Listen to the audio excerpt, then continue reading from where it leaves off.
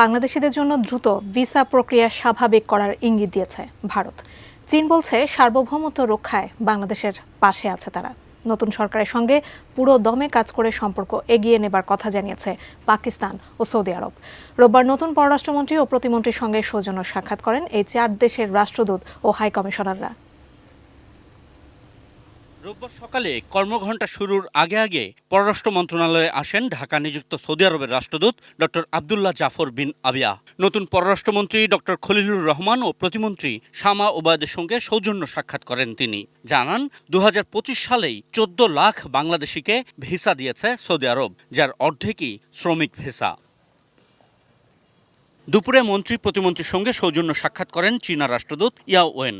প্রধানমন্ত্রী তারেক রহমানের সবার আগে বাংলাদেশ নীতিতে পূর্ণ সমর্থনের কথা জানান তিনি। তিস্তা প্রকল্প বাস্তবায়ন সহ সম্পর্কের সব দিক এগিয়ে নিতে নিজেদের আগ্রহের কথা জানায় চীন। China relations with either Bangladesh or other South Asian countries are fully benefit the people of the region.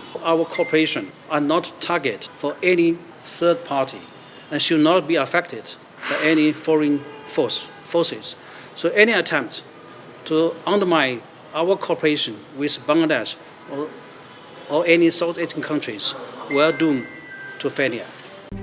RICL TMX, যুগের পর যুগ স্থাপনা থাকে মজবুত।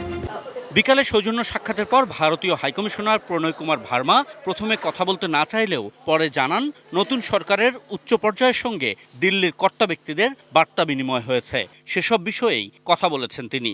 মানুষে মানুষে যোগাযোগকে গুরুত্ব দিচ্ছে দিল্লি। বাংলাদেশিদের জন্য ভিসা প্রক্রিয়া কবে স্বাভাবিক হবে এমন প্রশ্নের জবাবে হাইকমিশনার জানান মানুষে মানুষে যোগাযোগের সব প্রক্রিয়ায় বিবেচনায় আছে। We look forward to working together in a forward-looking manner to strengthen our people-centric cooperation in all domains. So I think, of course, people-to-people exchanges is a very important part of our bilateral relations. And we really hope to take forward things, working together in a positive, constructive and forward-looking manner. সন্ধ্যার আগ মুহূর্তে মন্ত্রণালয়ে আসেন পাকিস্তানের high commissioner Imran Haider. সৌজন্য সাক্ষাতের পর তিনি কথা না বললেও পাকিস্তানের পররাষ্ট্র মন্ত্রণালয় সামাজিক যোগাযোগ মাধ্যমে জানিয়েছে এই সময়েই উপপ্রধানমন্ত্রী ও পররাষ্ট্রমন্ত্রী ইসহাক দারের সঙ্গে টেলিফোনে আলাপ হয়েছে বাংলাদেশের নতুন পররাষ্ট্রমন্ত্রীর। সম্পর্কের সব দিক এগিয়ে নিতে আলোচনা হয়েছে সে সময়। আশিকুর রহমান অপু, এটি নিউজ, ঢাকা।